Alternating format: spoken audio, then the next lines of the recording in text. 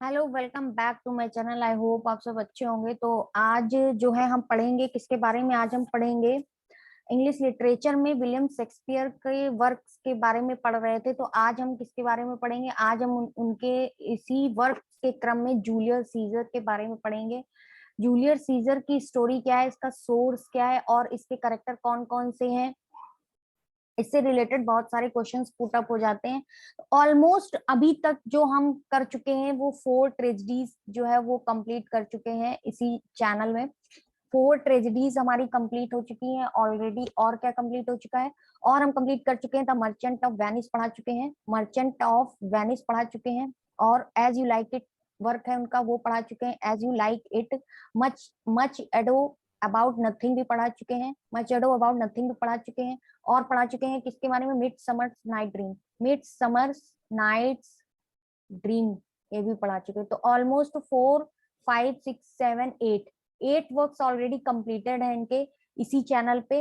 अब नेक्स्ट 9 जो वर्क है वो उनका ये चल रहा है। ऑलमोस्ट अभी 5 वर्क्स और हैं जो इम्पोर्टेंट है और उनको पढ़ाया जाएगा। तो आते हैं जूलियस सीजर। जूलियस सीजर का जो सोर्स है ये एक रोमन प्ले है। पहली बात तो ये रोमन प्ले है, और रोमन प्ले के इनके जितने भी सोर्स हैं वो किससे लिए गए? रोमन प्ले के जो जितने भी सोर्स हैं वो प्लूटार्क लाइफ से रिलेटेड है।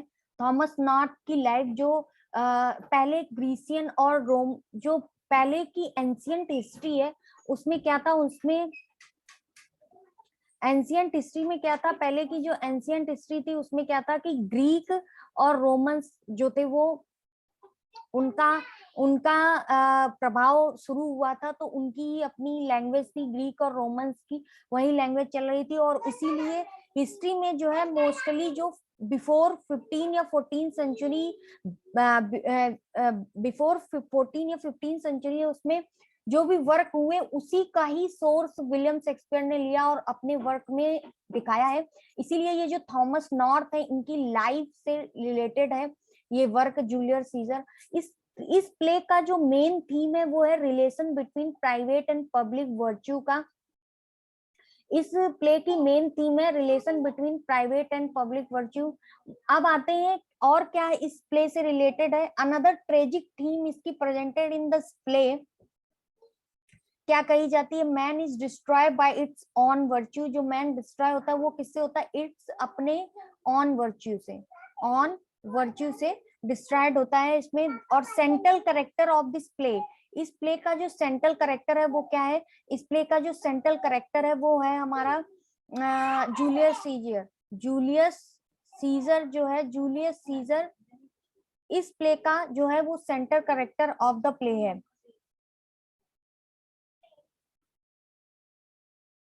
ठीक है, तो अब हम इसके करेक्टर्स उसके बारे में पढ़ते हैं। Julius Caesar emperor of the Rome. अब ये तो समझ में आ गया होगा इसमें स्टोरी किसके बारे में? रोम के बारे में है। चलिए एक बार फटाफट से रिवाइज कर लेते हैं जो इनकी 4 ट्रेजेडी हैं। हैमलेट, ओथेलो, किंग लियर और मैकबेथ। ये जो इनकी 4 ट्रेजेडी है इनके जो प्लेस है इसमें डेनमार्क प्लेस के बारे में बताया गया है।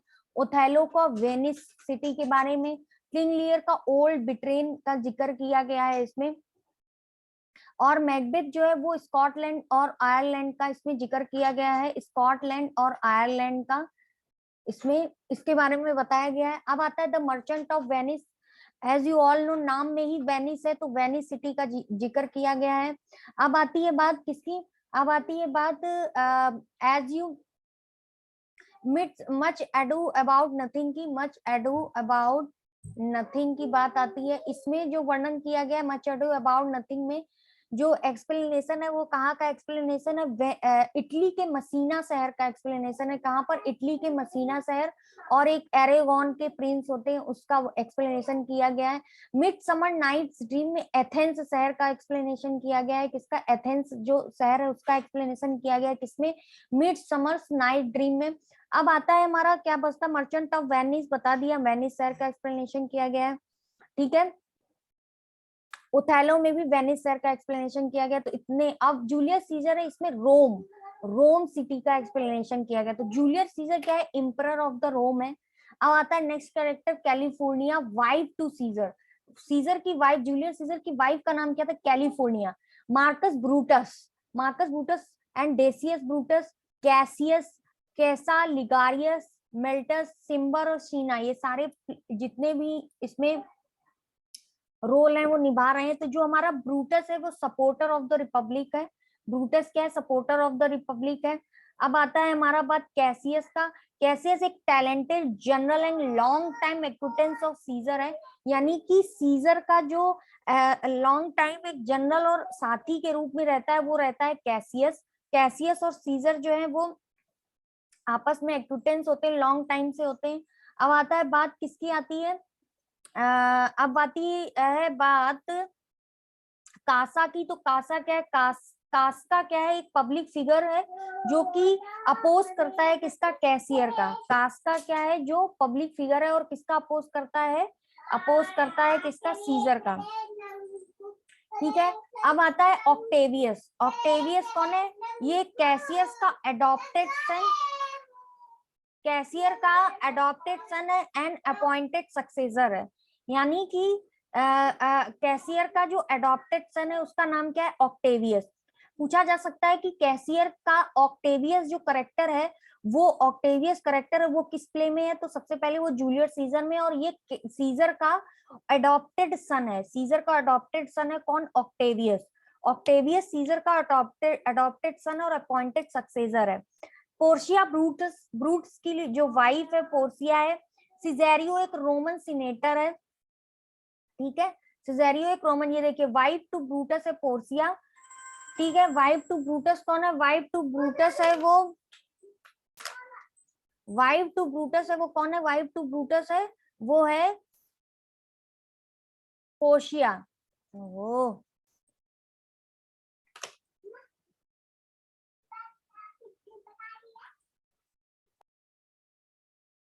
तो हम आते हैं ऑक्टेवियस सीजर का एडॉप्टेड सन था। ठीक है, कासा एक फिगर था, एक पब्लिक फिगर है, बस ये है कि वो अपोज करता है कैसियर को।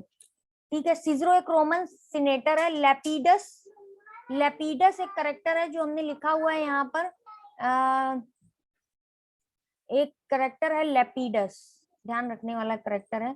लेपिडस जो करेक्टर है वो है the third member of Antony and Octavius. ये थर्ड मेंबर है, किसका थर्ड मेंबर है? एंटोनी और ऑक्टेवियस का थर्ड मेंबर है। The third member of Antony and Octavius coalition. Decius a member of conspiracy, a member of conspiracy है। तो ये तो सबको पता है कि ये एक रोमन प्ले है, हिस्ट्री प्ले और एक ट्रेजेडी है जो कि रोम में सेट किया गया है। और द प्ले शोज कंफ्यूजन, ये प्ले क्या शो करता है? ये प्ले एक तरीके का कंफ्यूजन शो करता है। ये प्ले एक तरीके का क्या शो करता है?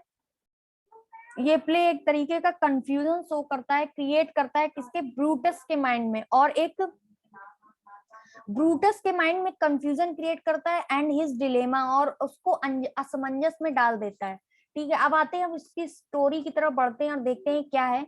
जूलियस सीजर एक हिस्टोरिक तथा ट्रेजेडी से भरा नाटक है, इसीलिए इसको हिस्टोरिक और ट्रेजेडी फुल नाटक कहते हैं, जो कि 1599 के अराउंड आया था, परफॉर्म किया गया था। ये रोमन के महान जनरल जूलियस सीजर की जीवन की सच्ची घटना पर आधारित है। जूलियस सीजर अपने दुश्मन पॉम्पवे को हराकर रोम लौट रहे होते हैं, और उनके साथ उनके दोस्त मिलिट्री के general Brutus, Cassius and Antony भी होते हैं। यानी कैसियस, एंटोनी और ब्रूटस इसके फ्रेंड होते हैं। जनता की भीड़ उन्हें देखने के लिए उमड़ पड़ती है। तभी एक भविष्य देखने वाला जूलियस सीजर को चेतावनी देकर कहता है, यहाँ पर भी देखिए भविष्य प्रेडिक्शन आ गया। शेक्सपियर के जितने भी प्ले पढ़े हैं उनमें से एक हैमलेट है जिसमें होस्ट ने प्रिडिक्शन किया था, उसका भी एंड बहुत मतलब सब कुछ खत्म हो गया था। एक प्ले था क्या बोलते हैं मैकबेथ, जिसमें विचेस थी, उन्होंने प्रिडिक्शन कर दिया था, वो भी प्ले जो है एंड में ट्रेजिक उसका एंड रहा था। यहाँ पर भी देखिए भविष्य, यानी कि जो शेक्सपियर की प्ले को पढ़ते पढ़ते जो मेन थीम है उसमें प्रिडिक्शन से ही रिलेटेड मोस्टली देखा गया है। तो भविष्य देखने वाला Julius Caesar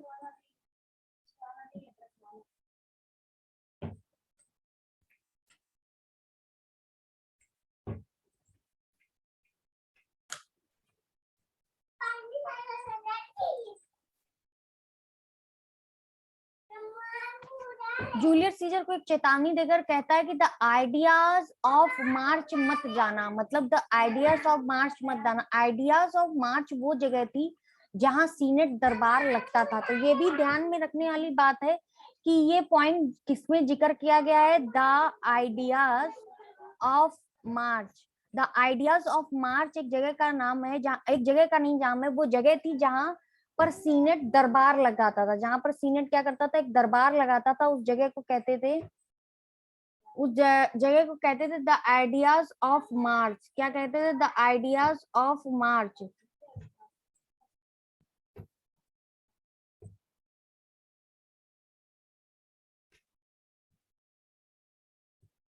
the ideas of March एक सीनेट दरबार लगता है, वहां पर द आइडियाज ऑफ मार्च एक जगह है जहां पर दरबार लगता है कैसियर का, वहां न जाने को कहता है। लेकिन कैसियर उसकी चेतावनी पर खास ध्यान नहीं देता। इसके बाद कैसियस कुछ और लोगों के साथ, कैसियस एंटोनी और ब्रूटस, तीन लोग हैं मिलिट्री के जनरल, ब्रूटस, कैसियस और एंटोनी। ब्रूटस, कैसियस और एंटोनी तीन लोग हैं, ठीक है।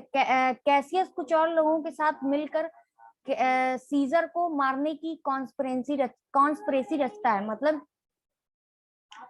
इसके बाद कैसियस कुछ और लोगों के साथ मिलकर इसके बाद कैसियस कुछ और लोगों के साथ मिलकर सीजर को मारने की कॉन्स्पिरेसी रचता है, षड्यंत्र रचा जाता है। वो ब्रूटस को भी अपने पक्ष में करने के लिए उससे बात करता है और कहता है कि ब्रूटस तो कैसियर से कहीं पावरफुल है, फिर भी हर बात का क्रेडिट सीजर को क्यों मिलता है। ऐसा सिर्फ वह ब्रूटस को फुसलाने के लिए कहता है, लेकिन उस समय ब्रूटस कैसियर को मारने की कॉन्स्पिरेसी में शामिल होने से मना कर देता है। वह कैसियर को एक अच्छा राजनायक मानता था। इसके बाद कैसियर दूसरी चाल चलता है, वह ब्रूटस के घर फर्जी लेटर्स भिजवाता है।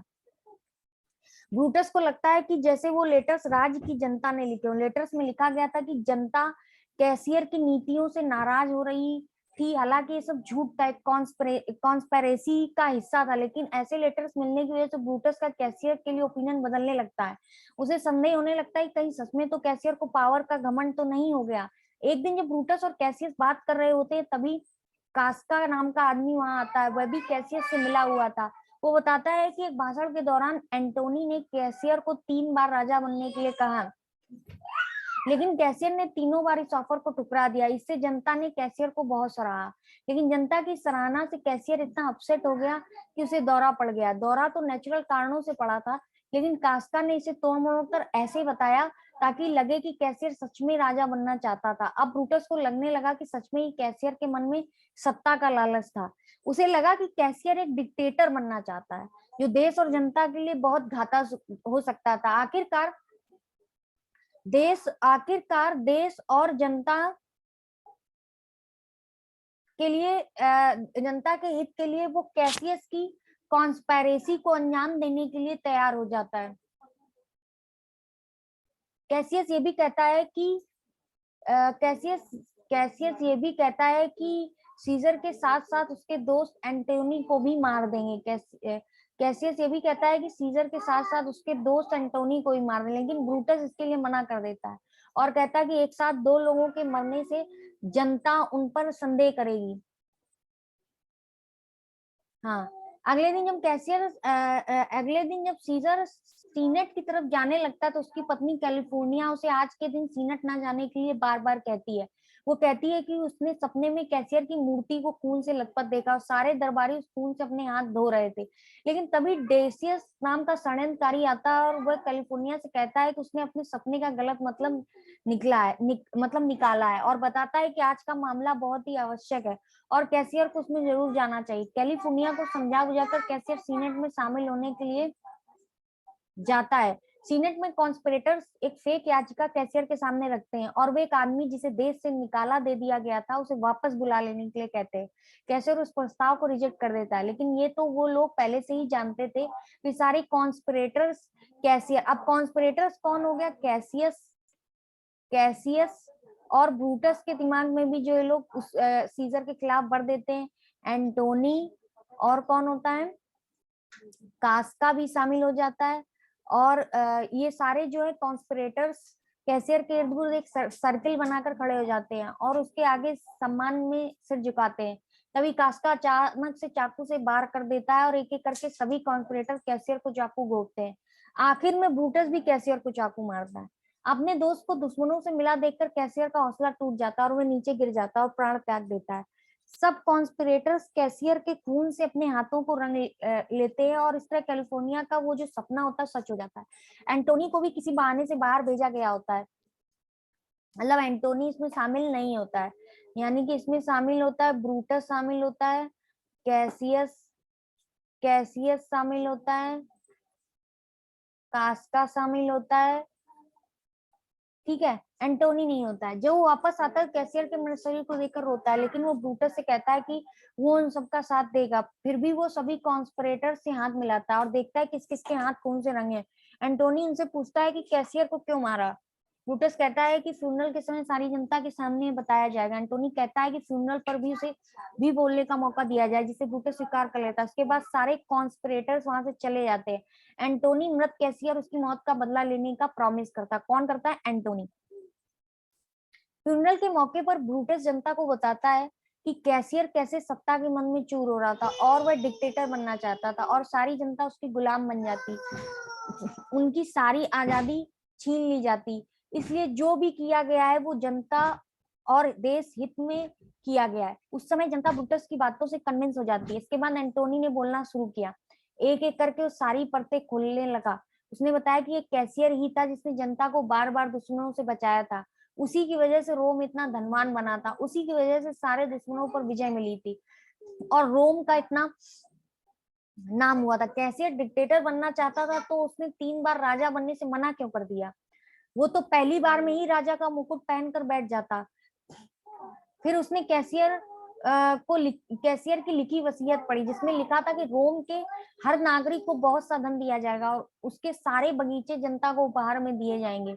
उसके बाद एंटोनी ने कैसियर की डेड बॉडी से कपड़ा हटा और बताया कि कैसियर का कितनी बुरी तरह से मर्डर किया गया था। ऐसा तो कोई दुश्मन के साथ भी नहीं करता, जैसे इन दोस्तों ने अपने दोस्त कैसियर के साथ किया। अब जनता को हकीकत पता चल चुकी थी। फिर वह अपने प्रिय नेता कैसियर के चाकुओं से गुदे हुए शरीर को देखकर भड़क उठे। ब्रूटस और कैसियस को गद्दार बोलते हुए जनता ने उन सबको रोम से बाहर खदेड़ दिया। यानी कि कौन कौन मिला था? Brutus, Cassius, Cassius main villain था, कास्का मिला था। एंटोनी जो है सच खोलता है किसका? कैसियर का। एंटोनी किसका सच खोलता है? कैसियर का। एंटोनी और कैसियर का गोद लिया बेटा ऑक्टेवियस, एंटोनी और सीजर का एक अडॉप्टेड सन होता है ऑक्टेवियस, कॉन्स्पिरेटर से बदला लेने की तैयारी करने लगते हैं। कैसियस और ब्रूटस भी अपनी आर्मी के साथ लड़ने की तैयारी करते हैं।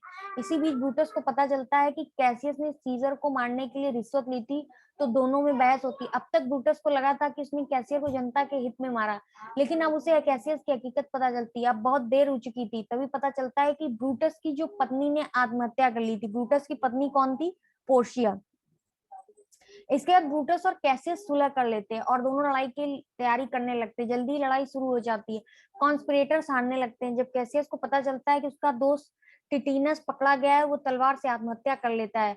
लेकिन टिटिनस पकड़ा नहीं गया था, बल्कि उसके अपने दोस्त उसे घेर कर जीत का जश्न मना रहे थे। कैसियस की गलतफहमी हो गई थी। ब्रूटस को भी कैसियस और टिटिनस की मौत का पता चलता है। फिर जो बची कुची सेना के साथ लड़ाई करने के लिए निकलता है। जब उसकी सेना हार जाती है तो वो भी खुद को तलवार भोंककर आत्महत्या कर लेता है और कहता है कि शायद अब कैसियर की आत्मा को शांति मिल जाएगी। ऑक्टेवियस और एंटोनी वहां पहुंचते हैं। एंटोनी कहता है कि ब्रूटस दिल से अच्छा था, क्योंकि बाकियों ने तो स्वार्थ और ईर्ष्या की वजह से कैसियर की जान ली थी, लेकिन ब्रूटस ने सच में जनता के हित में ध्यान में रखकर ऐसा किया था। ठीक है,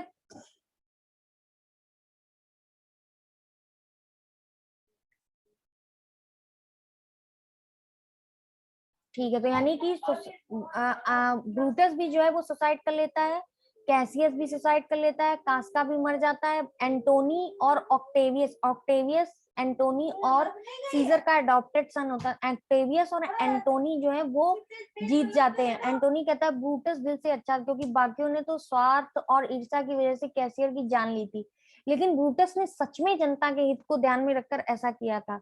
उसे कॉन्स्पिरेटर्स ने छल करके फंसा लिया था। ऑक्टेवियस ऑक्टेवियस कहता है कि ब्रूटस को शाही सम्मान के साथ दफनाया जाएगा। इसके बाद सब लोग विजय का जश्न मनाने चले जाते हैं। तो इस तरीके से ये जो हमारा हिस्टोरिक ट्रेजेडी है, हिस्टोरिक जो ट्रेजेडी है जूलियस सीजर है, वो प्ले पूरा पढ़ लिया और समझ में आता है कि इस प्ले का एंड क्या था।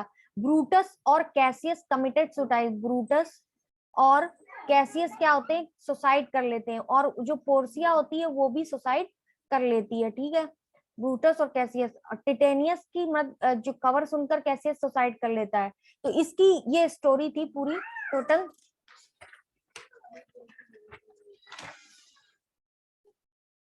ठीक है, आई होप ये प्ले आप लोगों को समझ में आया होगा। चलिए, थैंक यू सो मच। इस प्ले को पढ़िए, बार बार सुनिए, जितने भी करेक्टर्स हैं वो सारे ही माइंड में फिट हो जाएंगे। Thank you.